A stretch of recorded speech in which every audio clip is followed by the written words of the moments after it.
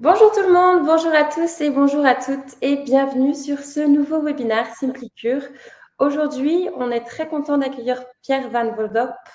Pierre Van Vo, je ne vais pas y arriver. Bonjour Pierre, merci d'être avec nous ce midi. Bonjour, Pierre Van Vlodorp. Voilà. Aujourd'hui, vous allez nous parler de nutrition et d'immunité, donc une thématique très vaste que vous allez essayer d'aborder avec nous ce midi. Nous présenter quelques produits aussi de laboratoire Micrologies. Et puis, pour rappel, pour nos participants ce midi, merci à tous d'être avec nous déjà. Vous pouvez interagir avec nous à tout moment pendant le webinaire, comme vous êtes en train de le faire dans le chat au niveau de la discussion.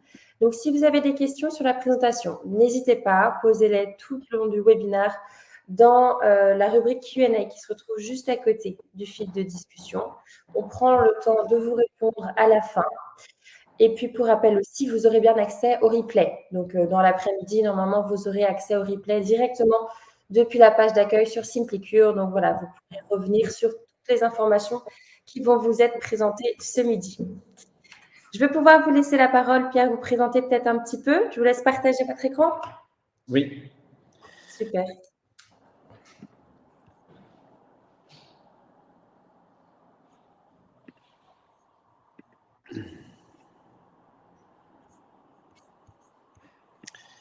Est-ce que c'est bon? Parfait. Ouais, c'est tout bon, c'est grand écran. Bonjour tout le monde. Merci à la plateforme Simplicure et au laboratoire Nutrilogique de me donner l'opportunité de vous partager ces connaissances sur l'immunonutrition. Donc, on va voir qu'on a des capacités énormes pour se protéger justement des infections saisonnière, mais pour que ce système immunitaire fonctionne de manière optimale, il a besoin de certains micronutriments dont on va parler. Et donc, on a bien vu avec notamment cette pandémie qu'est la Covid, qu'on n'était vraiment pas tous égaux face à une infection et que pour le même virus, certains se retrouvaient aux soins intensifs et d'autres s'étaient même pas rendu compte qu'ils l'avaient attrapé. Donc, la différence, c'est comment notre système immunitaire a réagi face à cette agression. Et donc, on va voir un petit peu tout, en première partie comment fonctionne le système immunitaire. C'est une partie très complexe, naturellement. Je ne vais pas avoir le temps avec ce webinaire d'aller trop en profondeur. Et le but, c'est d'être aussi le plus pratique possible pour que vous puissiez, avec vos patients, intégrer ces notions-là. Mais quand même, il me semble utile quand même de revoir un petit peu quelques notions de base. Comme ça, vous comprendrez lors de mon intervention sur les micronutriments où ils agissent. Donc, le système immunitaire, on va voir les bases. Pourquoi nous tombons malades? Parce que beaucoup de personnes pensent qu'on tombe malade parce qu'on se chope un virus ou une bactérie. Certes, mais je veux dire, c'est vraiment pas la raison pour laquelle on tombe malade, puisque des virus et des bactéries, on s'en chope tous les jours, en moyenne 150 à 200. Une institutrice maternelle, elle en rencontre 300 à 400 qui pourraient la rendre malade. Or, elle n'est pas malade tous les jours, heureusement. Donc, c'est plus complexe. La raison pour laquelle on tombe malade, c'est parce que justement nos défenses n'arrivent pas justement à faire face à cette agression. Et donc, on verra les causes et on verra l'immunonutrition et les micronutriments et les compléments alimentaires qui sont intéressants à recommander à nos patients. Donc, les bases du système immunitaire, la plupart du temps, nous ignorons que nous sommes attaqués. Pour le moment, je suis peut-être en train de détruire un virus, une bactérie, et pourtant, je suis en pleine forme, mais mon système immunitaire, justement, fait son boulot pour que je ne tombe pas malade. Et si je tombe malade, quelque part, si j'ai des symptômes, que j'ai de la fièvre, que je me sens très fatigué, ça veut dire que là, mon système immunitaire est en train de passer à la vitesse supérieure pour essayer de combattre ce pathogène qui n'arrête pas de se multiplier. On a des protections, des lignes de défense qui empêchent ces pathogènes d'entrer dans notre corps. Vous savez, la peau, le sébum, le mucus, l'acide chlorhydrique aussi, on oublie, mais grâce à cet acide de l'estomac, on a une zone qui tampon, si vous voulez, qui stérilise le bol alimentaire. Donc, quand on a des petits germes sur nos aliments et qu'on les mange, ils sont inoffensifs parce que grâce à l'acide chlorhydrique, ils vont être détruits. Je vous dis ça pourquoi? Pensez à vos patients qui sont sous IPP. Quelque part, ils ont plus de risques, justement, de moins bien stériliser ce bol alimentaire. La flore intestinale, hein, c'est pas pour rien que 70 à 80% de nos systèmes immunitaires se trouvent au niveau de la muqueuse, de la barrière, si vous voulez. C'est vraiment une frontière entre l'extérieur et l'intérieur, hein. De la bouche à l'anus, on est toujours à l'extérieur du corps, hein, pour rappel. Et donc, notre système immunitaire s'est mis justement aux frontières pour pouvoir sélectionner ce qui pouvait passer, ce qui ne pouvait pas passer. Et donc, au niveau des plaques de Peyer, vous avez notre système immunitaire qui est là pour justement réguler tout ça. Vous avez deux grandes étapes dans la réponse immunitaire innée. Dans la réponse immunitaire, vous avez l'inné et l'adaptative. L'inné, si vous voulez, ce sont ces globules blancs qui sont les monocytes, les cellules dendritiques qui vont devenir des cellules présentatrices d'antigènes. Vous avez les macrophages, vous avez les natural killers qui sont très très intéressants. J'ai eu l'occasion pour Simplicure de donner une conférence justement, un webinaire sur l'alimentation anti-cancer. Et ben, j'ai parlé justement de l'impact de notre système immunitaire pour nous protéger du cancer, parce que vous voyez, notre système immunitaire, on pense que c'est là que pour nous protéger des virus, des bactéries, des champignons, des germes, mais pas que. Notre système immunitaire combat tous les jours des cellules anormales, et une cellule cancéreuse est une cellule anormale. Et les NK, si vous voulez, ont cette capacité de reconnaître notamment les cellules affectées par des virus, mais aussi ont la capacité de reconnaître une cellule qui n'est pas normale, une cellule cancéreuse. Donc, très intéressant. Donc, quelque part, quand vous soutenez votre immunité, hein, on peut le dire, vous vous protégez quelque part du cancer, puisqu'une des grandes lignes de défense du cancer, c'est notre immunité. Et tout ça est médié notamment, on va le voir, par l'inflammation. Et puis, vous avez l'immunité adaptative avec les fameux lymphocytes T helper, hein, qui vont reprendre l'antigène sur les cellules dendritiques, les présenter pour voir si on a déjà été en contact ou pas avec cet antigène. Les lymphocytes B qui vont faire les anticorps et les lymphocytes CD8, si vous voulez, quand un virus, si vous voulez, il a besoin d'absolument la cellule pour justement survivre. Il a besoin de tout le matériel génétique de la cellule, donc il va s'infiltrer dans une cellule, et donc les anticorps, ils ne peuvent pas atteindre la cellule, hein. Donc on va utiliser des CD8 pour justement, grâce à des perforines, des substances, détruire la cellule infectée par le virus. Si malgré cela, des pathogènes réussissent à rentrer, on a une deuxième ligne de défense, je vous disais, l'inné et qui est dite inflammatoire aiguë. C'est très important que vous compreniez que c'est vrai qu'on recommande souvent à nos patients d'avoir une alimentation anti-inflammatoire, c'est important, mais je veux dire, l'inflammation a du bon aussi, parce que ce système immunitaire inné ne fonctionne que si on a des médiateurs aussi inflammatoires. Donc ça, il faut bien comprendre. Donc l'idée de donner un puissant anti-inflammatoire à quelqu'un qui vient de tomber malade, on va quelque part affaiblir son immunité, mais on va voir qu'il faudra à un moment donné switcher et diminuer cette inflammation pour pouvoir soigner les tissus qui ont été lésés.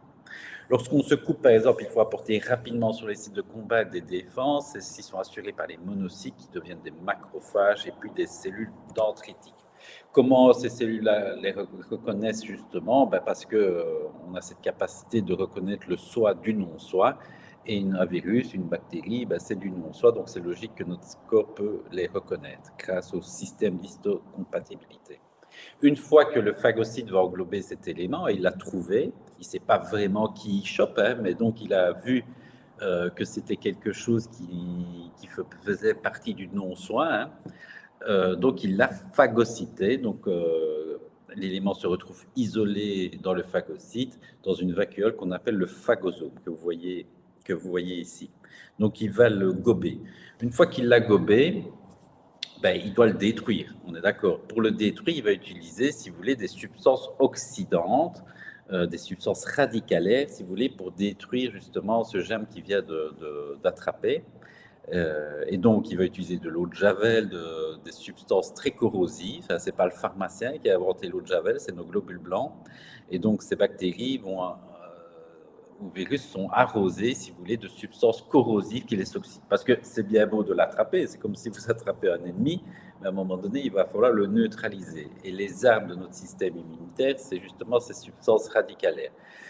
Donc, je ne vais pas rentrer trop dans les détails, mais je veux juste que vous ayez en vue qu'il y a plein d'oxygène. Vous voyez, donc quelqu'un qui ne va pas bien respirer, ne va pas donner beaucoup de munitions à son système immunitaire pour pouvoir se défendre. Vous avez de l'oxynitrique, du peroxynitrique, de l'anion superoxyde, vous avez le radical hydroxyle, donc il faudra du fer, du cuivre, de la vitamine C pour justement l'activer, parce qu'il est très puissant celui-là, le peroxyde d'hydrogène. Donc vous avez toutes ces substances radicalaires qu'on veut combattre quotidiennement parce que c'est mauvais, mais ça a du bon aussi. Vous voyez, cette substance radicalaire, il ne faut pas forcément toujours les combattre parce que ce sont des armes aussi pour notre système immunitaire qui va permettre justement de détruire les agents agressants. Mais quand ça s'active trop et trop longtemps, à un moment donné, c'est ça, si vous voulez, qui donne le nez rouge, le nez qui coule, parce que c'est inflammatoire aussi, si vous voulez, ça abîme un peu les tissus, donc c'est pour ça qu'il en faut, mais pas trop. Donc, l'idéal de l'idéal, ça veut dire que ces substances corrosives devraient être juste au niveau du globule blanc et pas foutre le camp. Mais voilà, malheureusement, ça sort un petit peu et donc ça donne ce nez rouge, ces rougeurs qui font que ces substances corrosives sont actives. Je vous dis ça pourquoi? Parce que, vous voyez, ce n'est pas le virus qui fait ça.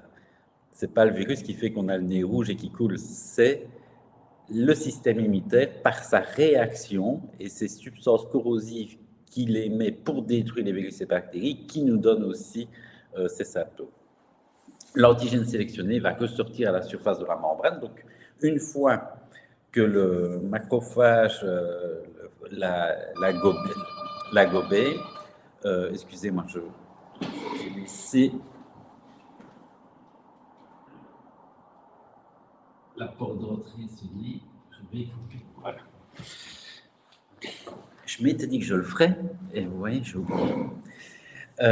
Donc, on a le globule blanc qui l'a chopé. À un moment donné, c'est un peu comme un flic qui va neutraliser un suspect. Il va devoir demander ses papiers. Et bien, notre système immunitaire, c'est pareil. Il va devoir trouver l'antigène, donc les papiers d'identité de notre agresseur, et les présenter au QG, si vous voulez, comme le flic ferait pour justement prévenir et demander à la centrale à qui j'ai affaire. Est-ce qu'on a déjà eu affaire à lui? Donc, ça devient, si vous voulez, c'est une cellule présentatrice d'antigène. Donc, elle va présenter cet antigène et le mettre à sa surface. Et il va être récupéré par des CD4, les lymphocytes T helper, ce qui va permettre de multiplier beaucoup plus rapidement des lymphocytes et anticorps spécifiques contre l'agresseur si, et seulement si, il a déjà été en contact avec.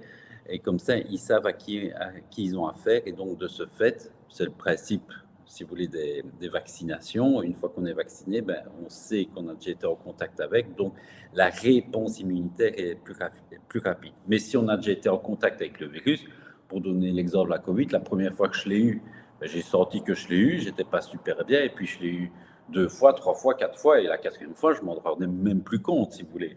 Parce qu'à un moment donné, notre système immunitaire répond de manière de plus en plus spécifique et de manière efficace.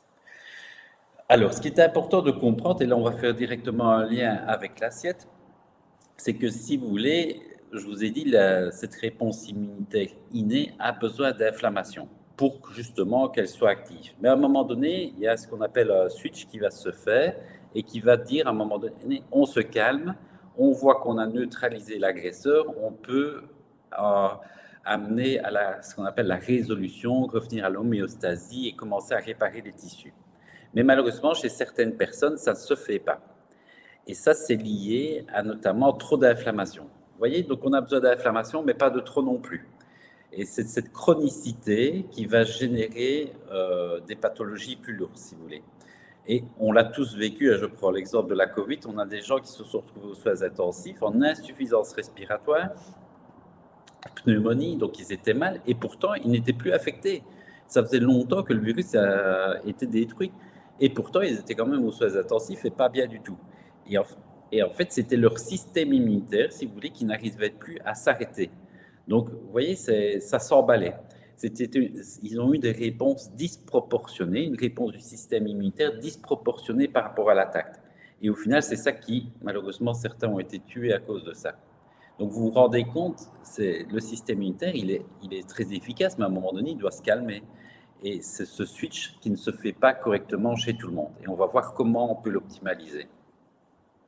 Parce que si on ne l'optimalise pas, vous voyez, ça fait une inflammation chronique, ça va à la fibrose, ça peut aller donner jusqu'à des maladies auto-immunes. Et donc, le lien, il est là. Si vous voulez, quand on doit faire de l'inflammation, ça, je vous apprends rien, on a besoin de précurseurs de cette inflammation. Et notamment, on a, dans les oméga-6, vous avez l'acide orogénique qui va faire des prostaglandines, des leucotriènes pro-inflammatoires.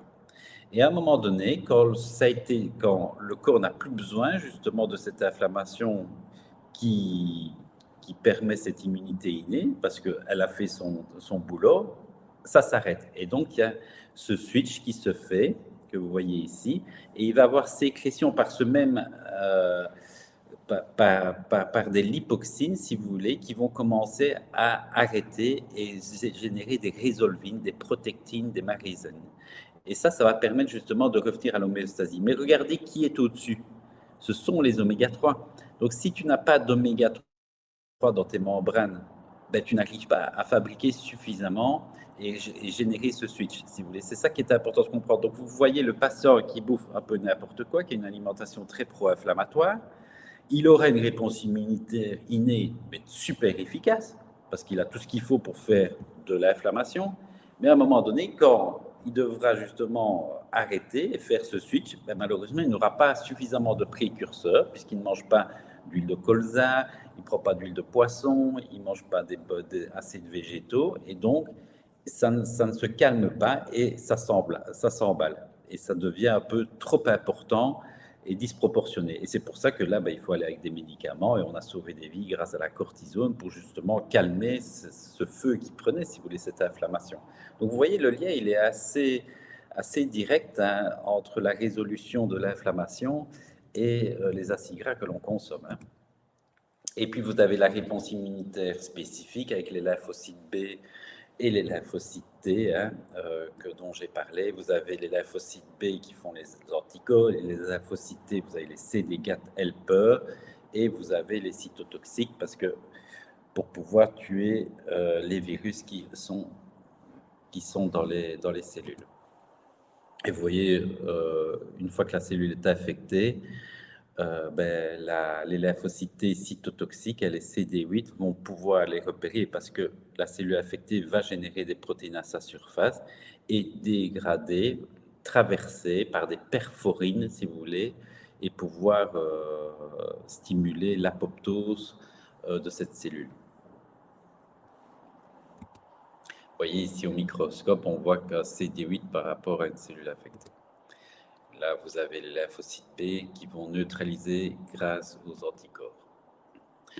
Quand cette deuxième ligne de défense active a gagné la partie, une bonne partie de ces lymphocytes vont mourir par apoptose. Ce qui va faire un petit peu, si vous voulez, quand on a du pu, c'est quelque part, ce sont des globules blancs, des soldats qui sont morts au combat, si vous voulez, c'est ça. Cependant, une partie de ceux-ci vont garder la mémoire des antigènes avec lesquels l'organisme a été en contact. Ce sont les lymphocytes B et T mémoire. Ils résident soit dans les ganglions, soit dans la rate. L'intérêt de ce stockage de carte d'identité des microbes, qui peut durer la vie entière, est de permettre une réponse beaucoup plus rapide et puissante aux agressions. Du fait que la reconnaissance de l'antigène va activer une duplication des lymphocytes B et T spécifique de l'attaque par de multiples cellules réparties dans différents endroits. Donc tout ça pour vous dire que ça va être plus rapide, cette réponse immunitaire, puisque le système immunitaire a déjà été en contact avec, si vous voulez. Ce petit schéma qu'une collègue, Patricia Bourguignon, avait fait justement, et qui a notamment coécrit le livre avec moi sur le système immunitaire, comment renforcer son système immunitaire grâce à la nutrithérapie. Elle avait fait ce schéma qui est assez explicite, justement. Vous voyez qu'on a une première exposition au virus, aux bactéries, à un moment donné, ça peut prendre quelques jours, quelques semaines, justement, pour s'en sortir, parce qu'il faut créer ces lymphocytes T, ces lymphocytes B effecteurs. Mais une fois qu'on les a, il y a une mémoire qui s'installe, et quand on retombe malade, vous voyez, ça va beaucoup plus vite la résolution, parce qu'on a une réponse adaptative secondaire beaucoup plus efficace. Donc, prend du temps pour se développer, symptômes, maladie. Donc, on a le temps d'être malade, si vous voulez, la première fois qu'on le chope. Mais par contre, les secondes contacts, plus grande quantité d'effecteurs, plus rapide versus réponse primaire. Et des fois, là, vous ne savez même pas que vous êtes malade, vous ne vous en rendez même pas compte.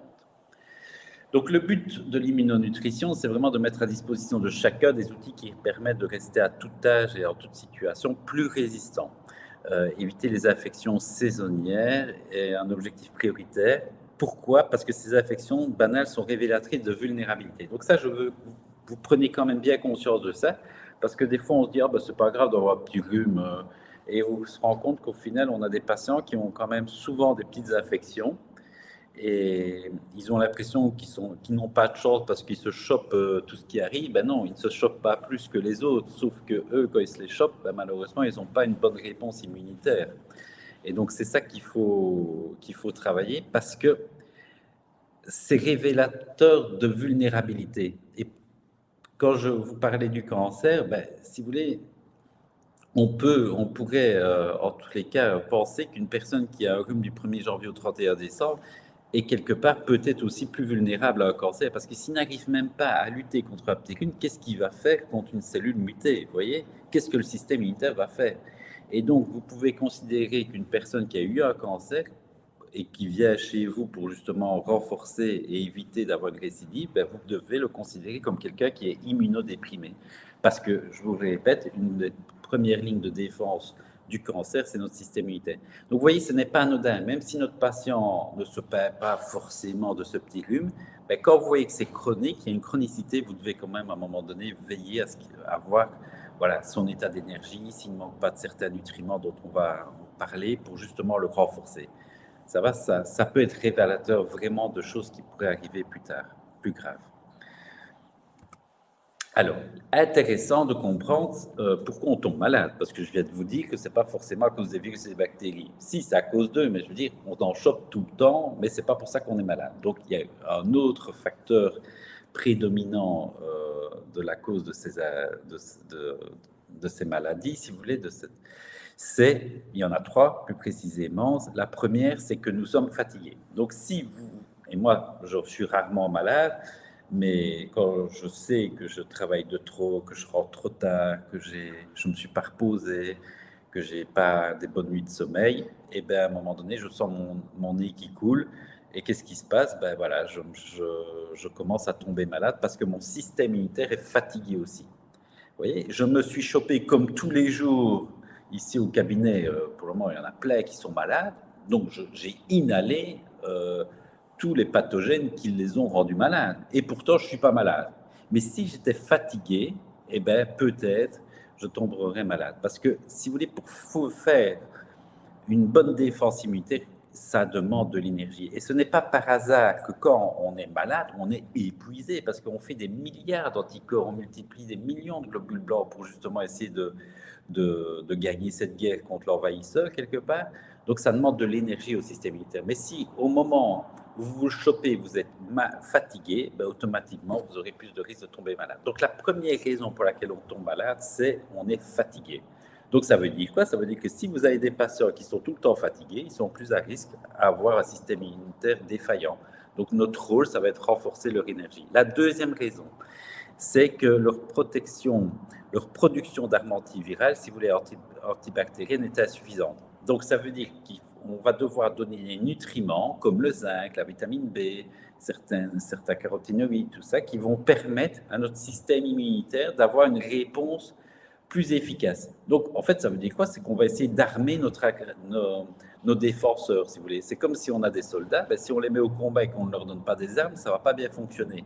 Donc, il va falloir armer ces défenseurs. Ça, c'est la deuxième. Et la troisième, on va essayer de désarmer nos agresseurs. Donc, on peut, quand on tombe malade, faire des choses pour rendre notre agresseur, nos virus, nos bactéries beaucoup plus virulentes, et on peut faire des choses qui vont leur couper l'herbe sous le pied. Donc, c'est quand même intéressant de le savoir. Vous comprenez le principe? Donc, premier, c'est avoir de l'énergie. Deuxième, c'est renforcer nos défenseurs. Et troisième, c'est désarmer nos agresseurs.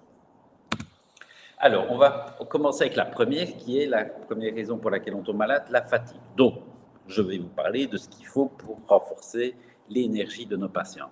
Alors, 5 points sont importants: bien respirer, transport de l'oxygène, la qualité des sucres, répartition des calories, un bon sommeil et ne pas manquer de magnésium.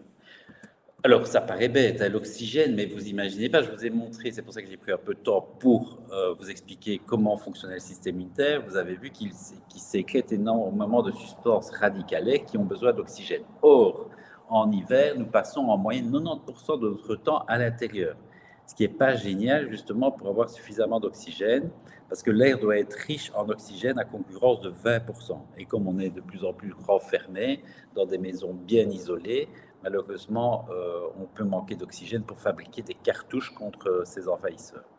Parce que, pour rappel, je vous ai déjà montré, le leucocyte, quand il va fabriquer des substances radicalaires pour détruire ce pathogène, il aura besoin de plein d'oxygène.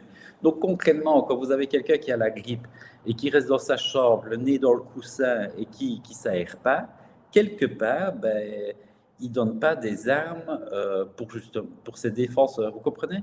C'est pour ça que c'est important de comprendre cette physiopathologie, parce que là, vous voyez vraiment, ben oui, sans oxygène, tu ne sais pas faire ces substances radicalaires. Donc, parce que c'est partout, hein, c'est partout. Alors, c'est bien beau de faire de l'oxygène, mais il faut la transporter.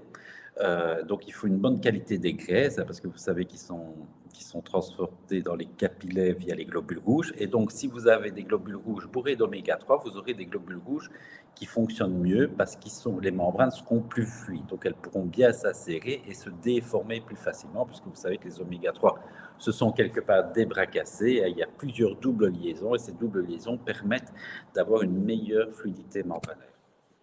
Alors, point très important que j'aimerais bien que vous compreniez, c'est que quand vous êtes malade, quand vos patients sont malades, le fait qu'ils consomment plus d'oméga 3 va leur permettre de vulnérabiliser plus les virus et les bactéries. Alors ça, c'est important de le comprendre. Il faut savoir que les virus et les bactéries, si vous voulez, ils utilisent les graisses que vous mangez, que l'on mange, pour former leurs membranes et leurs capsules, puisqu'ils doivent se multiplier. Ce sont des milliards qui se multiplient. Donc, ils ne viennent pas avec leur bagage et leurs réserves. Hein.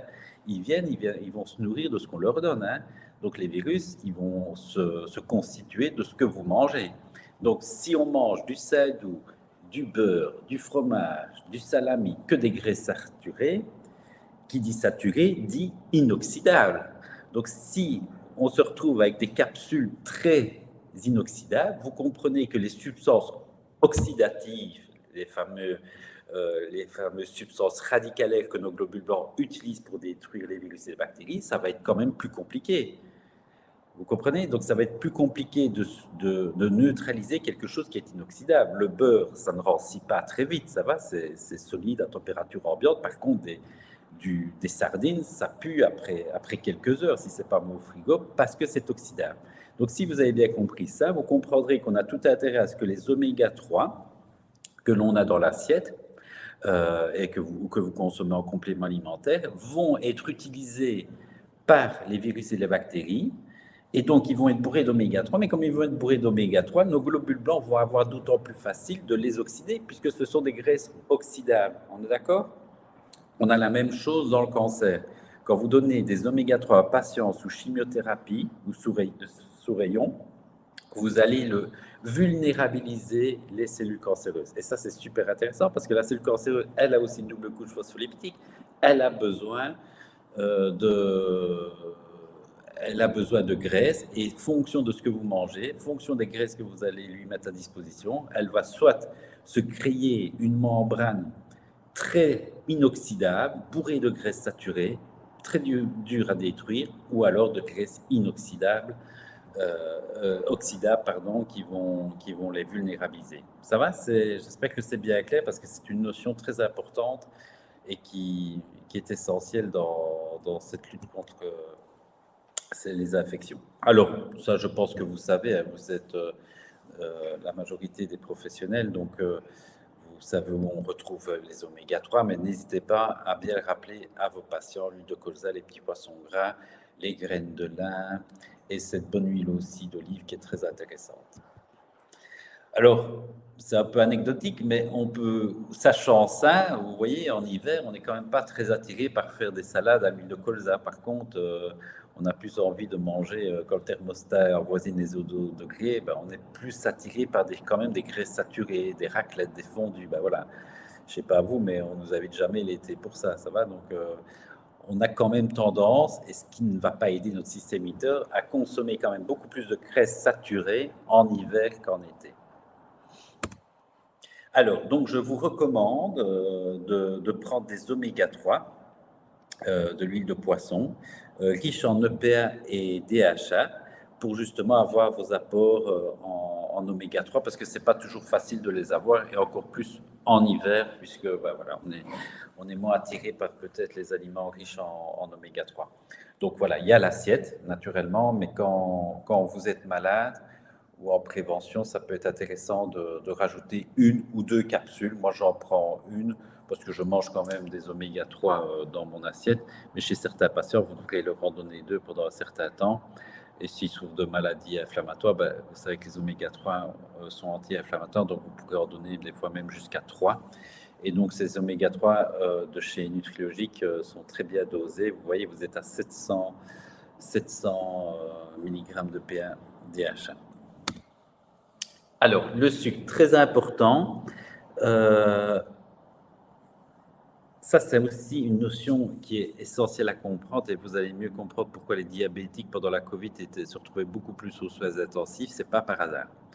Si vous voulez, quand on objective et qu'on fait le suivi d'un patient diabétique, on regarde toujours son hémoglobine glyquée. C'est super important parce que c'est ça qui va faire tous les dégâts quelque part du diabète. Parce que l'hémoglobine, c'est une protéine très facile à mesurer dans le sang, mais prenez bien conscience que si la protéine, l'hémoglobine est glyquée, ben ça, c'est qu'un reflet, mais ça veut dire que toutes les autres protéines sont glyquées aussi. Ça va, le sucre ne va pas se mettre que sur l'hémoglobine, il va se mettre sur tout. Donc, ça va caraméliser. Et donc, cette glycation, si vous voulez, va être très nuisible. Et quand on est malade, on fait des anticorps. Et le patient diabétique, il va faire des anticorps. Mais les anticorps, c'est quoi? C'est des protéines.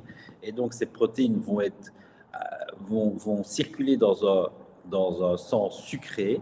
Et donc, ce sucre va se coller aux anticorps et donc les neutraliser et les rendre moins efficaces, si vous voulez. Donc, ça paralyse tout, le sucre. Et c'est pour ça que vous comprenez que quand tu es diabétique, tu es beaucoup plus sujet à tomber malade. C'est physiologique. Le sucre se colle sur les protéines et donc surveillez toujours bien l'hémoglobine glyquée de vos patients et essayez toujours de la faire diminuer par une alimentation adaptée. On peut donner aussi un peu de carnosine.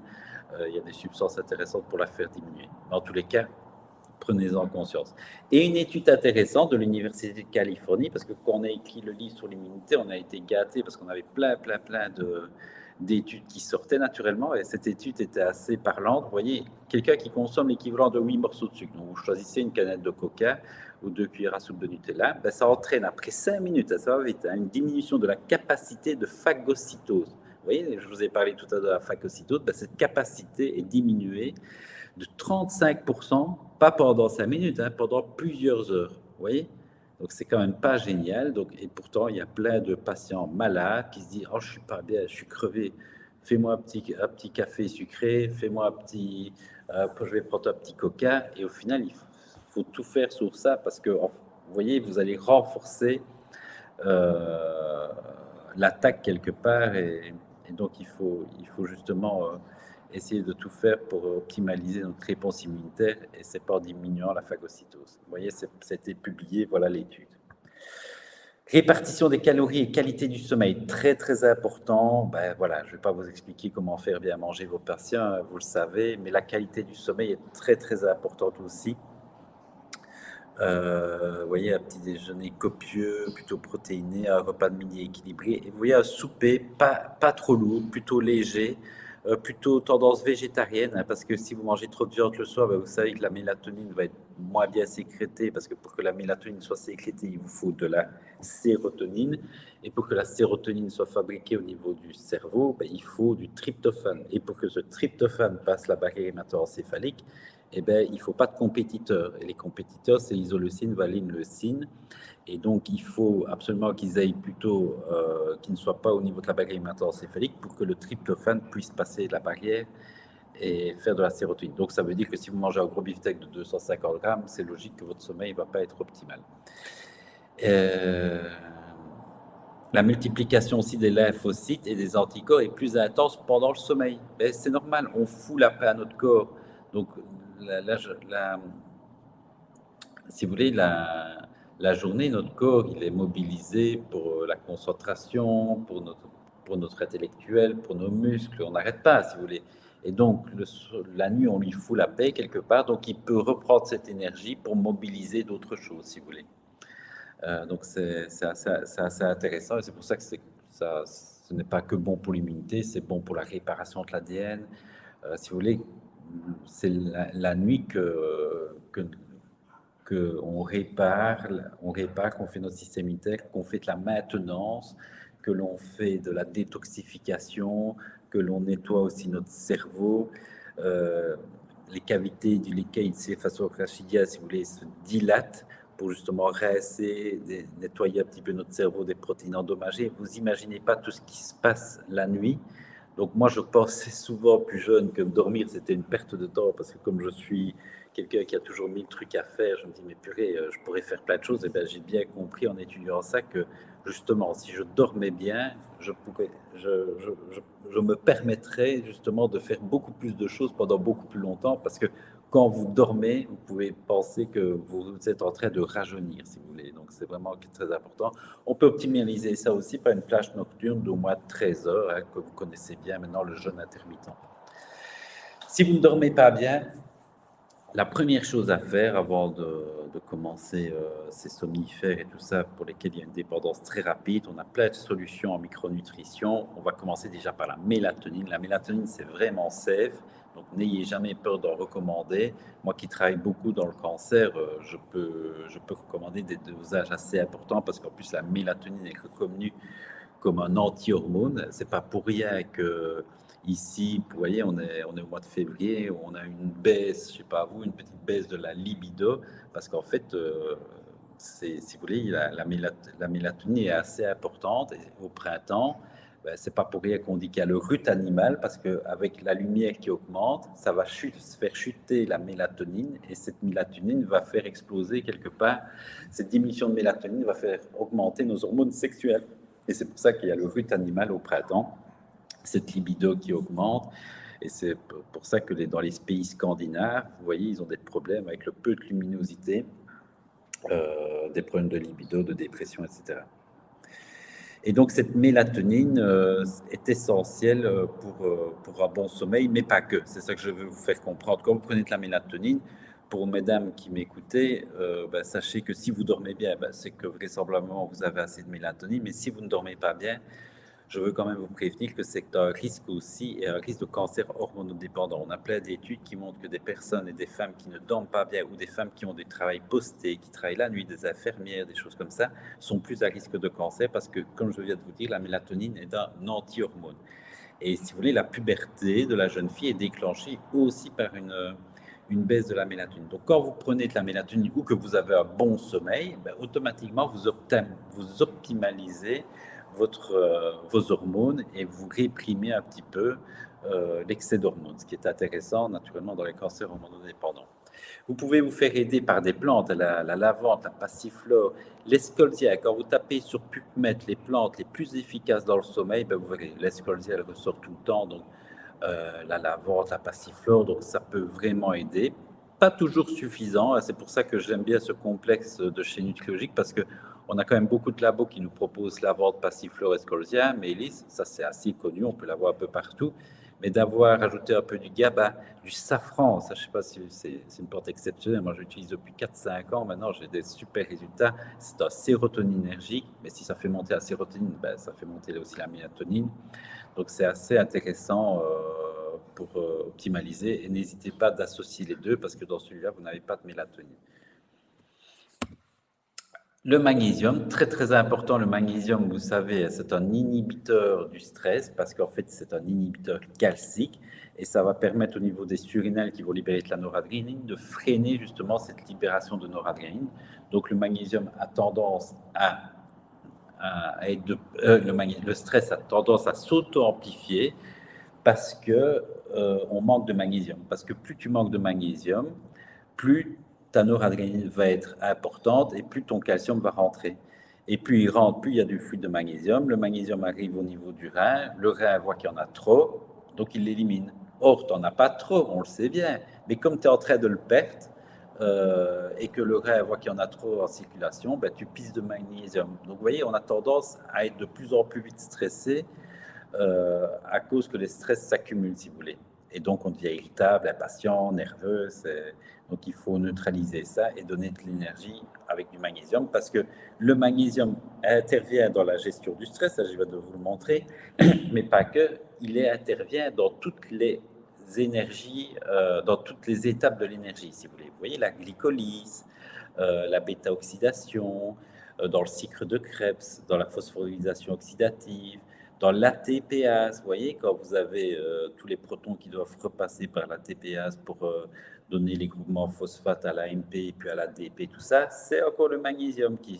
Donc, vous voyez, des fois, on a des patients qui nous disent « Ah, ben, je suis un peu fatigué, je vais aller chercher un petit complexe multivitaminé. » Eh bien, ça peut ne pas fonctionner. Alors, je ne dis pas que ce n'est pas bien d'en prendre. Moi, je prends des complexes multivitaminés. Mais quand vous avez un patient fatigué, surtout une fatigue liée un peu à un surmenage lié au stress, en fait, ça sert à prendre tout le tableau de Mendeleïev. Il faut prendre qu'un, c'est-à-dire du magnésium, et plus ces cofacteurs qui sont les rétenteurs que vous connaissez bien, la B6 et la taurine. Mais vous voyez, parce que si vous prenez un complexe multivitaminé et que vous avez 40 mg de magnésium, ben, ça ne va pas fonctionner. Ça va, il faut au moins 300, 400. Et donc, moi, j'utilise beaucoup ce magnésium qui est un des meilleurs. Bon, il n'y a pas que Nutrilogique qui a ce sel de magnésium, mais pour moi, ça reste le meilleur. C'est le glycérophosphate de magnésium parce que c'est un sel liposoluble et il ne donne aucun effet secondaire de transit accéléré. Et donc, beaucoup de labos ne l'utilisent pas parce que c'est clair que la matière première coûte plus cher, mais vous voyez, vous avez du glycérophosphate de magnésium à 741 mg, du bisglycinate qui est très bien aussi, les rétenteurs, et au final en magnésium élément, parce que c'est ça qui compte. Le glycérophosphate, c'est le sel, ça va, qui transporte du magnésium. Mais le glycérophosphate, si vous voulez, il est à 13% de magnésium élément. Donc c'est pour ça que vous voyez par gélule, ce qui est vraiment pas mal du tout, à 146 mg. Donc moi, j'en donne en moyenne à mes patients 3 par jour, matin, midi, souper. Et quand j'ai des patients qui sont très loin, très fatigués, mais je leur dis d'en prendre 2, 2, 2. Alors vous dites, mais c'est beaucoup, en plus avec les vitamines D. Mais c'est pas grave. Vaut mieux en donner un petit peu plus pendant une semaine, 15 jours, 3 semaines pour que votre patient voit les effets. Parce que si vous n'en donnez que 2, comme il s'est mis sur la boîte, alors ça va peut-être leur faire du bien, mais peut-être pas, parce que ça ne sera pas assez. Et il va vous dire, ah non, j'en ai pris, ça n'a pas fonctionné. Et ils vont croire que le magnésium ne fonctionne pas. Oh, il fonctionne très bien, sauf que vous n'avez pas donné assez. Ça va, donc moi j'aime bien d'avoir une compliance de mes patients. Tous ces compléments, ils coûtent de l'argent. Et ça sera toujours trop cher si ça ne fonctionne pas. En tous les cas, s'ils ne ressentent pas les effets. Donc moi j'aime bien que mes patients, quand ils commencent un complément, qu'ils ressentent les effets assez rapidement. Et donc, le magnésium, ben, si vous donnez une bonne dose dès le départ, vous verrez qu'ils vont vous remercier une semaine après. Ah oui, j'ai vu la différence, je sens mieux, je dors mieux, je suis moins stressé. Ok, maintenant, on t'a remonté, on va pouvoir revenir à un taux optimal de 2-3 par jour sur le long terme. Ça va? Donc, vous adaptez fonction de votre patient et de cet état de stress. Moi, j'ai eu tout à l'heure une patiente fibromyalgique. Ben, c'est clair que je vais avec des dosages de 900 mg de magnésium élément. Sinon, ça ne marchera pas. Si je lui en donne 2, elle va me dire ça ne marche pas parce qu'elle est bourrée d'inflammation. Une fibromyalgie, il faut bien vous rendre compte, c'est une tendinite corps totale. Hein. Donc, tu as intérêt à bien décontracter ton patient. Hein.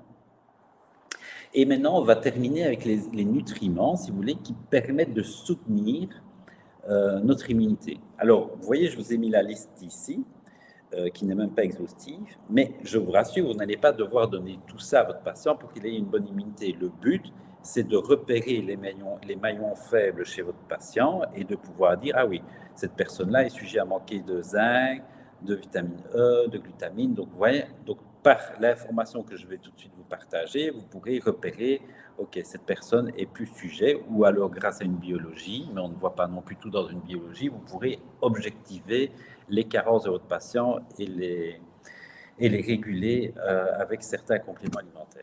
On commence par le plus important, le zinc. Le zinc, c'est quand vous pensez zinc, vous devez vous dire anabolisme. Sans zinc, vous ne savez pas faire de nouvelles cellules. C'est simple. Vous voyez, on fait 2 300 000 cellules par seconde. Donc, hein, quand tu réfléchis, hein, parce qu'on dit des chiffres, mais 2 300 000 cellules par seconde. On n'arrête pas. Il faut photocopier cet ADN. Ça va, il faut recopier ces milliards de lettres, si vous voulez, fois 2 300 000 cellules. Donc, il y a une photocopieuse qu'on appelle l'ADN polymérase. Et bien, c'est une photocopieuse qui est zinc dépendant, si vous voulez. Donc, on comprendra que quand on fait une infection, il faut multiplier toutes les globules blancs, fabriquer plein de nouvelles protéines, d'anticorps, tout ça, ça demande du zinc. Si la quantité de zinc disponible n'est pas optimale, la réponse ne va pas être à la hauteur de la demande. Donc, nous comprenions mieux pourquoi le zinc est le minéral le plus important de nos défenses. Or, comme le montrent les études, et c'est ça ce qui est dramatique, 80% de la population ne reçoit pas par l'alimentation les apports recommandés en zinc. Et chez les seniors, c'est encore pire, c'est ça, c'est 100%. Résultat, la mortalité par infection chez les seniors est 200 fois plus élevée. Ça veut dire quoi? Ça veut dire qu'une personne ici de 85 ans qui a la grippe, elle a 200 fois plus de risque d'en mourir que quand elle avait 20 ans. Ça va? Donc, et ça, il faut qu'on comprenne pourquoi. Parce que c'est pas que parce qu'on est senior. Vous voyez, il y a des seniors qui sont beaucoup moins à risque que d'autres. C'est parce que les seniors, si vous voulez, ont des vulnérabilités. Et quand tu les connais, eh ben, tu peux les pallier. C'est ça qui est important. Vous voyez, on ne peut pas les laisser. OK, on sait qu'ils sont en manque de zinc, donc on leur donne du zinc. On sait qu'ils sont en manque de muscle, donc on doit leur donner un peu de glutamine pendant l'infection. Vous voyez, c'est essayer. Parce que des fois, on a des discours un peu très simplistes en se disant, ben oui, mais t'en peux rien, t'es vieux, donc c'est normal que tu es plus sujet à une infection. Ben ok, mais qu'est-ce qui fait? C'est pas que parce que je suis vieux, c'est parce que ma vieillesse a généré des faiblesses. Et quand tu connais ces faiblesses, eh ben tu peux pas, on peut pas tout pallier, on le sait, mais en tous les cas, il y a beaucoup de choses que l'on peut pallier par certains micronutriments qu'on devrait systématiquement supplémenter. Et heureusement, beaucoup de médecins l'ont fait.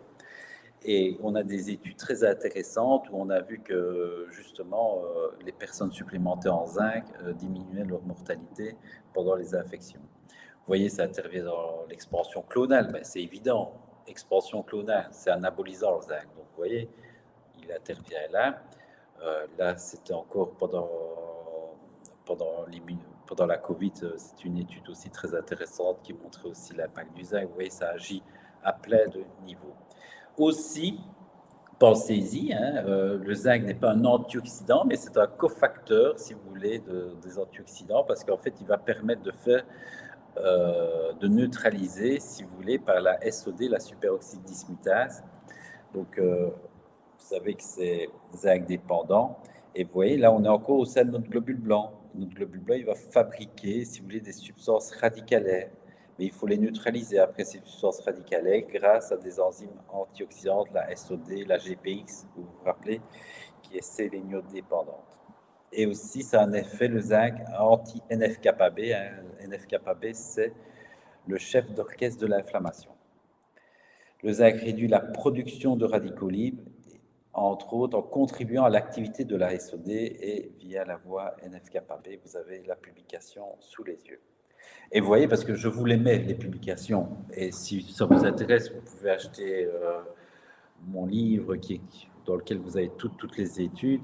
Mais ce qui était aberrant, c'est que vous vous rappelez, comme moi, quand pendant la pandémie, il y avait des experts qui passaient à la télévision qui avaient le culot de dire qu'on n'avait pas d'études. Ça va, il n'y avait pas d'études sur la vitamine D, sur le zinc. Oh non, c'était du pipi de chat pour eux. Enfin, c'est de la malhonnêteté intellectuelle. Hein. Je ne sais pas si ce sont des gens qui sont déjà allés sur PubMed. Il suffit d'aller, tu verras qu'il y a des publications, on n'en manque pas. Et donc, ce ne sont pas des cobayes, nos patients. On a plein d'études qui ont prouvé l'efficacité justement de ces suppléments. Alors, petit rappel, hein, mais je pense que vous savez, le zinc, il est biodisponible uniquement quand il est d'origine animale. Ça va, donc si vous avez un patient qui est végétarien, végétalien, vegan, faites attention, ça va, parce qu'il peut manquer de zinc. Hein. Vous savez ce qu'il faut faire attention chez les végétariens, c'est zinc, B12 et fer, ça va. Le fer, tout le monde n'en a pas besoin, c'est les femmes de la puberté à la ménopause à cause de leurs règles. Le zinc, ça, il y en a quand même beaucoup qui en ont besoin.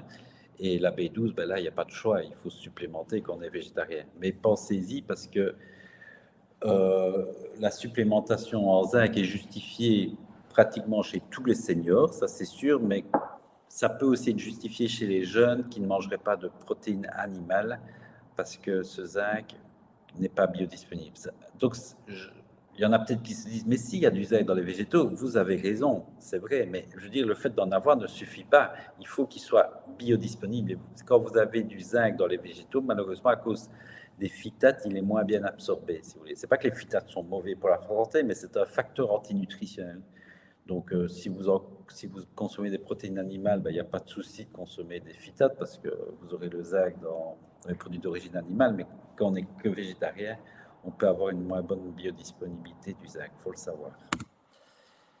Alors, les signes, ben, vous voyez, c'est tout ce qui touche la multiplication. Ben, tu manques de zinc, tu cicatrises lentement, chute accélérée. Pensez aussi chez les hommes qui ont un spermatogramme qui n'est pas terrible, pas assez de spermatozoïdes, pensez au zinc aussi. Vous voyez, ça a été prouvé dans la réduction du nombre de spermatozoïdes. Donc, très intéressant. Et donc, les statistiques le montrent. Et vous voyez, 50% des personnes âgées vivant en institution présentent des carences en zinc. Et ici, on a encore une méta-analyse, justement, qui a montré que le zinc, vous voyez, réduit la mortalité dans les cas de pneumonie, donc dans le cas de la Covid. Et vous voyez, risque augmenté, diminuer de mortalité chez les gens supplémentaires en zinc.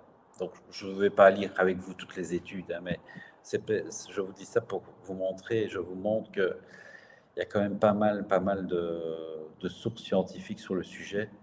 Et donc, si ça vous intéresse, je vous les mets à l'écran.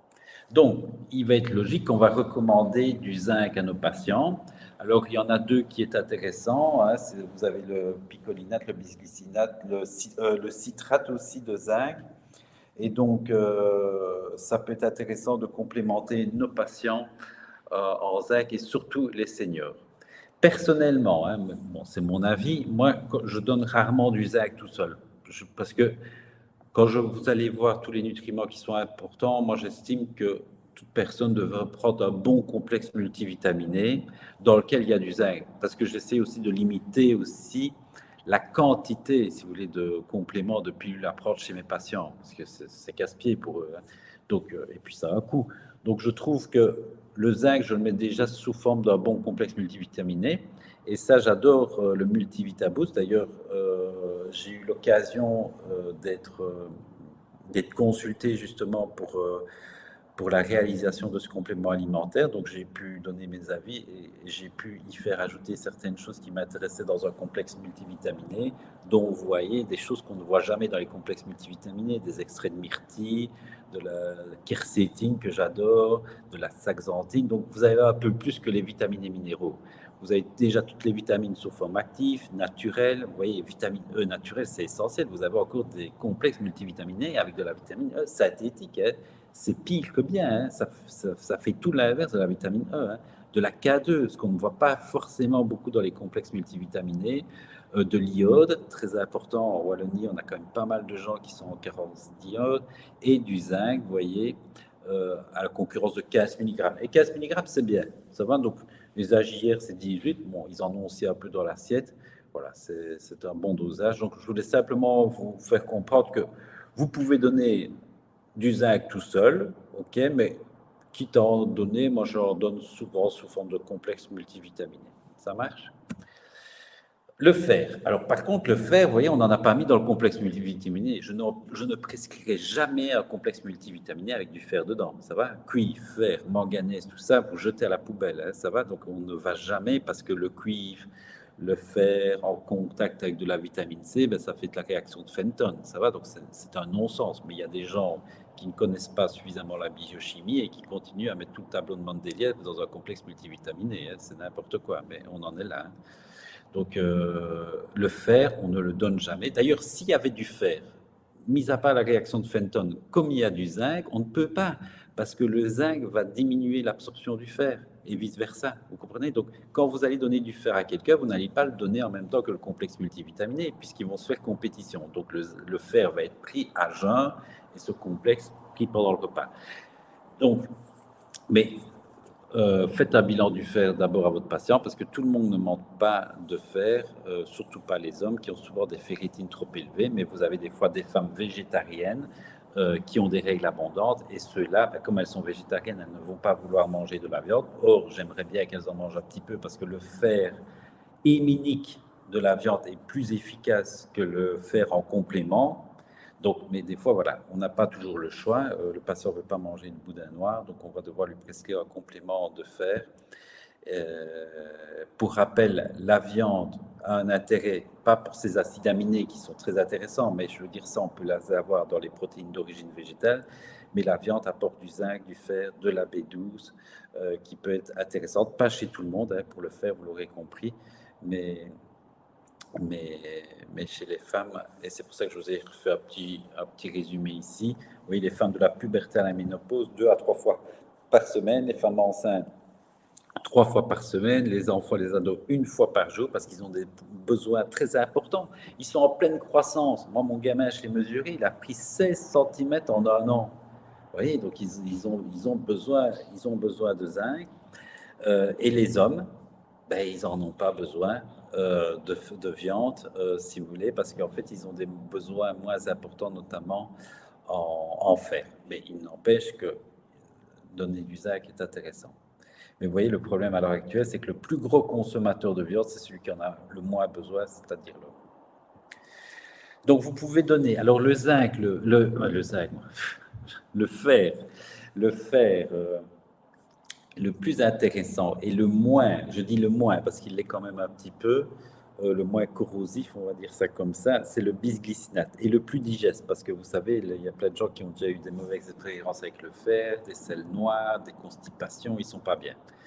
Donc voilà, moi je donne souvent 14 mg, je ne donne pas plus parce que ça reste pro-oxydant le fer. C'est pour ça que j'aime mieux le fer sous forme animale parce que de viande parce qu'il est le fer, il n'est pas libre, il est enchâssé dans les fibres musculaires si vous voulez. Donc il est moins agressif. Mais voilà, quand on a des gens végétariens, il n'y a pas le choix que de leur donner et vous le donnez bien à jeun, ça va? Pas avec le complexe multivitaminé, pas par jour. Et puis après, ce que vous pouvez faire, vous faites un bilan du fer. Si vous voyez que la ferritine est montée à 45, 50, ben vous pouvez dire à la personne qu'elle en prenne uniquement pendant la période de règle, par exemple. Ça va? Vitamine D, très très importante. Donc vous voyez, je n'en reviens pas encore de lire ce chiffre, alors que j'ai l'impression de répéter, et mes collègues aussi, on répète ça depuis qu'on professe. Moi, ça va faire une vingtaine d'années. Et on est encore en 2021. J'ai pris les dernières sources du dossier du Conseil supérieur de la santé. En Belgique, il y a encore 80% de la population qui en a trop peu. C'est honteux.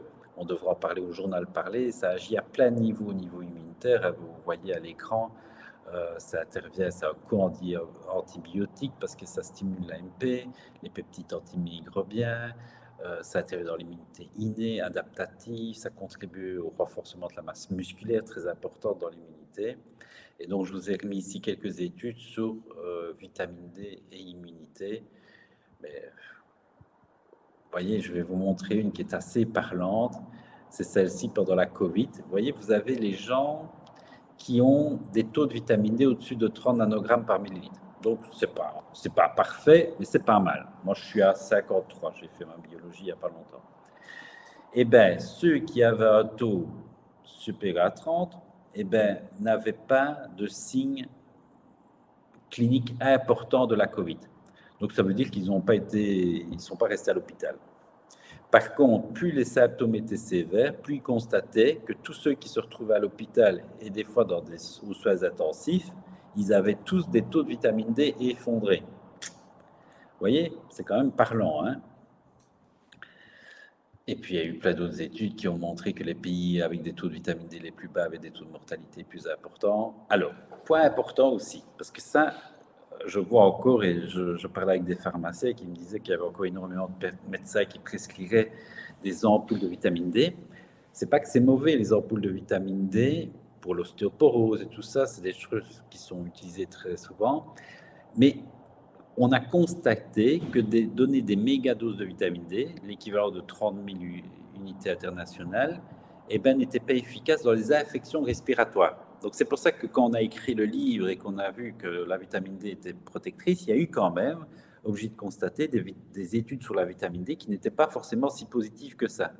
Et puis, quand tu regardais comment les gens avaient atteint un taux optimal de vitamine D, ils l'avaient atteint grâce à des mégadoses. Et bien là, on ne voyait pas d'effet. Vous comprenez? Et donc, on a su ça grâce à une méta-analyse qui nous a vraiment bien éclairé, une supplémentation en vitamine D pour prévenir les affections respiratoires aiguës. Examen systématique et méta-analyse des données individuelles des participants. Prise quotidienne, donc des gens qui prennent 2000, 3000 unités par jour, effet protecteur contre les infections. Mais par contre, ceux qui prenaient des mégadoses, pas d'effet protecteur. Donc ça, c'est quand même intéressant. Donc on va plutôt promouvoir des doses journalières que des mégadoses. Et voilà, moi je donne souvent l'exemple à mes patients, c'est comme si vous arrosiez une plante. Là, l'eau, ça ne tue pas normalement. Ben si, ça peut tuer de l'eau, une plante. Si tu verses un seau d'eau, ben, la plante, elle va pas survivre à ça. Or, si tu lui donnes un petit verre tous les 3-4 jours, ben là, elle va bien grandir, elle va bien fonctionner, si vous voulez. Donc, c'est ça qu'il faut comprendre, que souvent donner des mégadoses n'est pas forcément physiologique. Donc, vitamine D, voilà. Moi, après, vous allez doser. Moi, tantôt, j'ai mis 4000 unités à une patiente qui était trop basse. Je lui ai mis sur sa feuille, ben, tu prends ça pendant un mois et puis après, tu n'arrêtes pas. Parce que l'erreur, c'est que des fois, le médecin dit, ah ben, tu es à 50, super, tu peux arrêter. Et la majorité, c'est ce qu'ils font, ils arrêtent. Jusqu'à la prochaine prise de sang. Oui, mais comme ils n'en prennent plus, c'est certain que ça va diminuer, on est d'accord. Donc, il faut leur dire, OK, tu as un taux optimal, maintenant on va maintenir ce taux. Et donc, vous pouvez le maintenir avec 1000, 1500 unités. Et peut-être les jours où ils se mettent au soleil, pas l'été, les jours où ils se mettent au soleil, parce que les gens, ils arrêtent l'été, ça n'a pas de sens. Il faut ne pas en prendre le jour où tu t'exposes au soleil. Parce que moi, quand il y a du soleil dehors et que je suis dans le cabinet, je ne fais pas de vitamine D. Hein. Donc moi, j'en prends toute l'année, sauf les jours où je vais à la plage, où je suis en vacances. Mais sinon, c'est toute l'année, 2000 unités. Et ça, vous en donnez 1, 2, 3, fonction du taux auquel vous voulez atteindre. Et le taux optimal, c'est entre 50 et 60. Quitte à se faire plaisir, ben moi j'aime bien prendre la D3 et la K2, qui est en plus anti-inflammatoire, qui a pas mal de vertus. Et en plus, dans l'ostéoporose, elle augmente l'agrégation du calcium sur l'os. On avance. La glutamine, vous connaissez, c'est un acide aminé libre au niveau de la masse musculaire. Il faut comprendre qu'en vieillissant, on a tendance à avoir une masse musculaire qui s'atrophie un petit peu, si vous voulez. Ici, vous avez traversé une personne de 21 ans, vous voyez, il y a une bonne masse musculaire, pas trop de gras. Et là, c'est plutôt de l'agneau, hein, vous voyez, c'est un peu plus gras. Il y a moins de masse musculaire, donc moins de consommation de calories. Donc c'est pour ça qu'en vieillissant, ben, tu brûles moins de calories, le métabolisme basal diminue. Mais le sujet, si vous voulez, ici, est beaucoup plus à risque d'infection. Pourquoi? Parce que lorsque on tombe malade, on doit nourrir nos globules blancs. Or, la nourriture des globules blancs, si vous voulez, c'est la glutamine. La glutamine est le fuel des globules blancs. Alors, vous savez que c'est le fuel de vos entérocytes, hein, c'est pour ça qu'il est de bonne guerre de supplémenter des fois en glutamine, en arginine, en substances qui permettent justement de nourrir ces entérocytes. Mais pendant une infection, il est intéressant justement de donner un peu de glutamine. Pas chez tout le monde, parce que si vous voulez, quand vous êtes malade, vous allez sécréter des cytokines pro-inflammatoires, notamment le TNF-alpha, qui va détricoter du muscle pour libérer la glutamine. Si vous avez une personne de 30 ans qui tombe malade et qui a une bonne masse musculaire, ben vous ne devez pas trop vous tracasser. On sait qu'il va refaire sa masse musculaire. Mais si vous avez une petite mamie de 90 ans qui tombe malade, qui n'a déjà pas beaucoup de muscles, ben moi, je ne préfère pas qu'elle en perde. Vous voyez, donc je vais essayer que pendant son infection, je vais lui donner 2, 3, 4, 5 grammes pour épargner sa masse musculaire, vous comprenez? Donc ça me paraît essentiel d'épargner de la masse musculaire chez les gens qui n'en ont déjà pas beaucoup.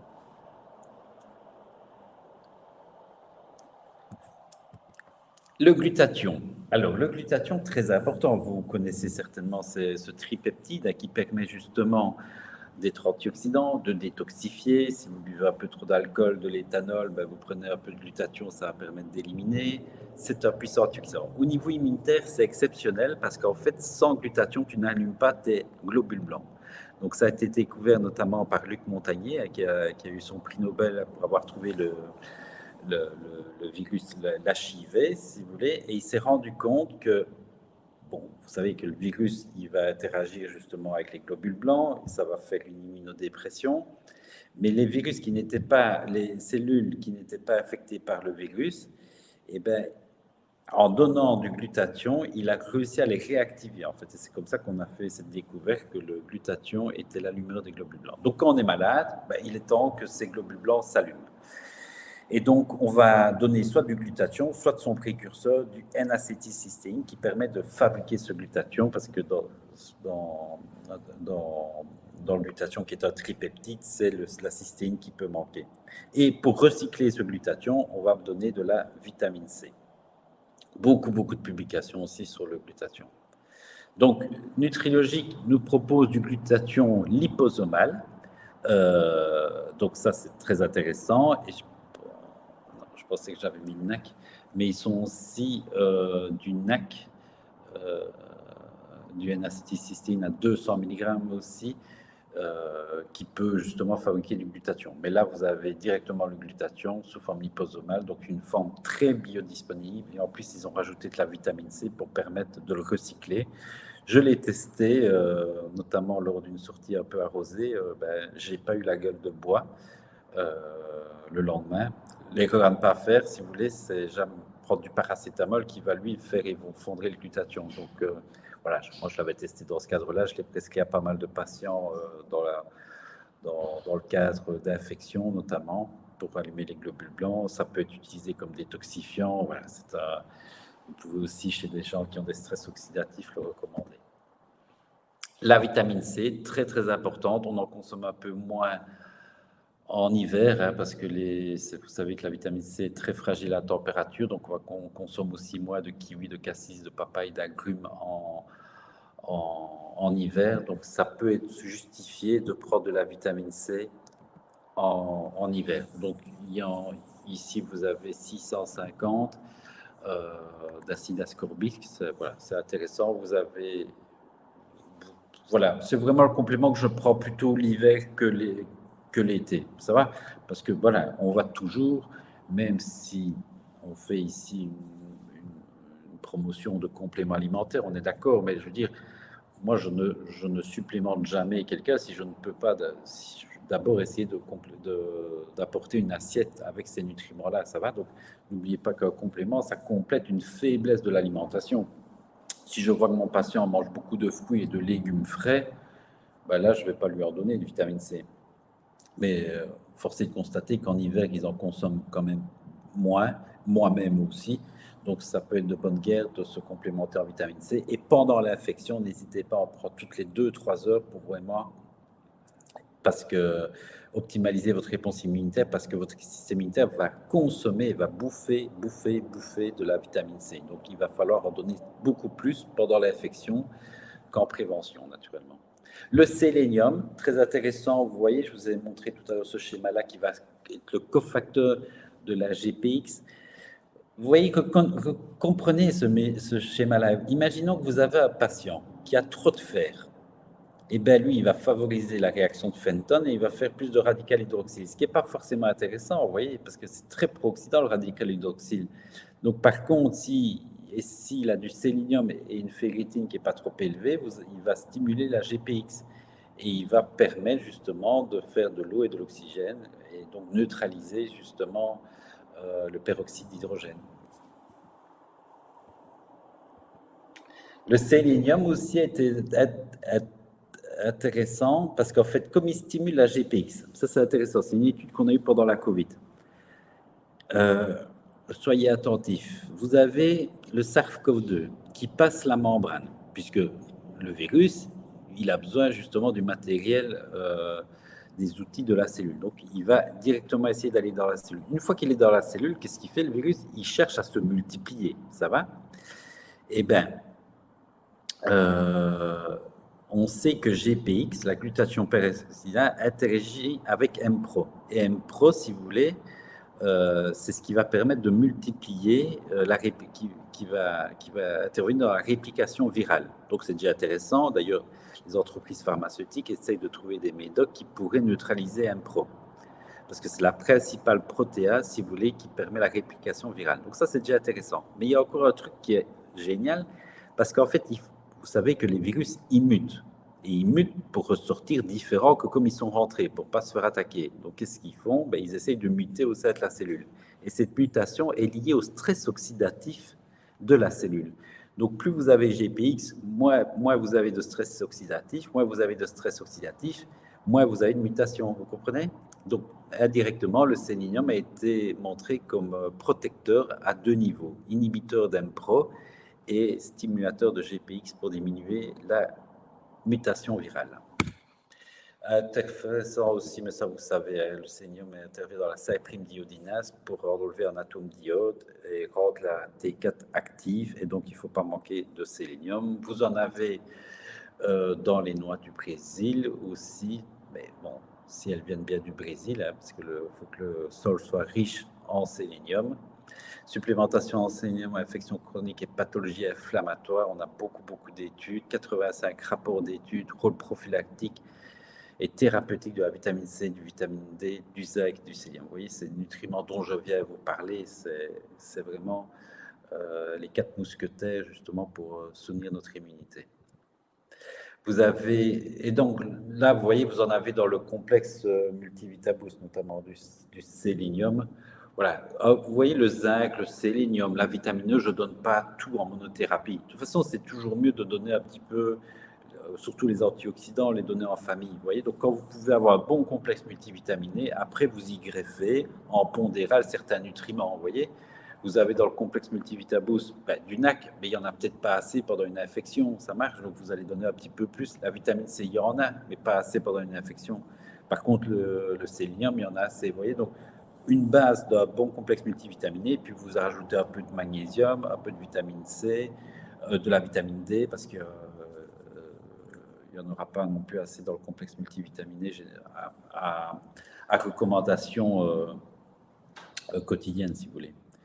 Beaucoup de nutriments antioxydants que vous avez aussi dans l'assiette, le thé, les oméga 3, les polyphénols, le chocolat noir, tout ça, ce sont des substances qu'il faut faire consommer chez nos patients parce que je vous rappelle que la cause majeure des décès est l'insuffisance respiratoire due à une pneumonie dans le coronavirus, une inflammation aiguë. Donc les gens ne meurent pas de la Covid, ils meurent d'une réponse disproportionnée de leur système immunitaire qui enflamme tout et qui ne sait pas s'éteindre à cause que ce switch ne se fait pas suffisamment parce que c'est médié par des nutriments anti-inflammatoires.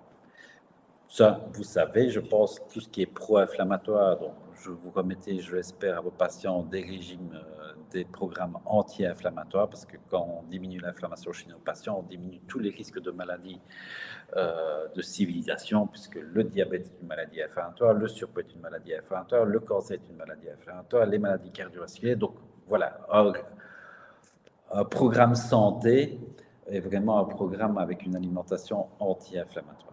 Donc, on va favoriser ça. Et fonction de ce que vous avez ou pas dans l'assiette, vous allez complémenter votre patient. Et donc, vous avez plusieurs compléments chez Nutrilogie qui sont très intéressants, très bien étudiés et à des dosages aussi intéressants parce que vous avez des fois des complexes antioxydants.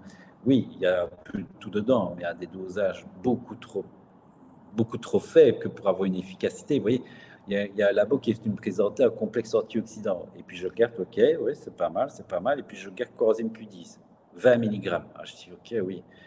Ils l'ont mis pour faire joli, tu vois, mais avec 20 mg, tu fais pas grand-chose, ça va. Et c'était en plus 2 gélules qu'il fallait prendre. Donc, vous voyez, ici, alors, ça va être un peu plus cher, mais il faut qu'on... Vous voyez, c'est clair que certains compléments sont plus chers, mais moi qui connais le prix des matières premières, je veux dire, pour Nutrilogique de mettre 100 mg, ça coûte un bras, hein, ça va. Donc, c'est normal que... Alors, vous allez comparer avec un autre complexe antioxydant, et vous dites, ah ben, il y a aussi de la CoQ10. Oui, mais regardez la quantité, ça va. Il faut comparer ce qui est comparable. Le resveratrol, c'est exceptionnel comme molécule, mais là, on est quand même à 100 mg, là. Donc ça va, là, on a quand même un complexe antioxydant, anti-inflammatoire de très très bonne qualité. La quercétine, qu'on a beaucoup parlé aussi. Le resveratrol, qui est quelque chose d'extraordinaire, c'est du resveratrol, mais là, on est à 400 mg. Vous allez voir, on va beaucoup en parler de ces produits-là dans le cadre du surpoids notamment, parce qu'il y a eu des études qui viennent de montrer que le resveratrol permettait aussi d'augmenter l'adiponectine. Vous voyez, il y a les adipokines. Dedans, il y en a une l'adiponectine qui est fabriquée par le tissu adipeux qui permet d'augmenter la sensibilité à l'insuline. Et il y a eu pas mal d'études qui ont montré justement que le resveratrol aidait. Et on a des études avec des patients qui prennent ou pas du resveratrol à 400 mg, un peu comme dans le resveratril, et ils ont des pertes de poids beaucoup plus importantes. Donc, il y a des choses à faire. Je vous en parle parce que pour le moment, on n'en parle pas du tout. Ça va de ces substances-là. Dans le cas d'un diabète ou d'un surpoids, on en parle vraiment dans l'anti-âge, comme anti-inflammatoire. Mais je viens de découvrir, grâce à Jean-Paul Curtet, notamment avec qui je travaille, qu'il y avait pas mal de choses qui sortaient à ce niveau-là. Ça marche. Alors, quelles sont les causes principales d'inflammation dans l'assiette? Ben ça, je pense que vous savez, hein, c'est une alimentation industrielle, pas assez de végétaux, les polluants. Donc, voilà, faites attention à ça. Et donc, je vous ai remis ce petit schéma-là, mais que je ne vais pas revoir avec vous parce que ce slide-là, parce que je pense que vous savez, vous êtes quand même un public averti. Donc, faites attention, les cuissons agressives, trop de produits laitiers. Pensez à dire à vos patients de consommer des épices anti-inflammatoires. Le clou de girofle aussi est exceptionnel. Donc, tout ça, vous savez. Et quand vous avez des patients qui ont de l'inflammation, ben, leur recommandez, je suppose, un complexe anti-inflammatoire. Ben, vous connaissez tous le curcuma. Faut-il encore utiliser le bon? Ici, Nutrilogique a pris le parti d'utiliser curéite. C'est pas mal du tout, ce curcuma-là. Je l'ai vu, hein. Moi, j'ai rencontré, j'ai eu l'occasion justement d'aller au salon à Genève des compléments alimentaires. Donc ça, si vous avez l'occasion une fois d'y aller, c'est intéressant. Vous avez, si vous voulez, tous les fabricants mondiaux de matières premières de nutriments, si vous voulez, de vitamines, de minéraux, de phytothérapie, etc. Et ils viennent proposer à tous les labos leur complément, enfin pas leur complément, leur matière première. Et donc j'avais eu la démonstration du curite et on voit vraiment qu'il se solubilise. Je sais pas, essayez une fois de mettre de la poudre de curcuma dans un verre d'eau, vous verrez, c'est une catastrophe. Et eux, ils ont breveté ce procédé, si vous voulez, qui permet de rendre le curcuma très soluble. Et donc, vous comprenez bien que s'il est très soluble, et il va aussi plus facilement passer la muqueuse et passer dans le sang. Mais il n'y a pas que ça. Il y a de la boswellia que vous connaissez, intéressante aussi, très puissamment anti-inflammatoire. Donc, curcuma, boswellia. Et je l'utilise quand même depuis longtemps, celui-là.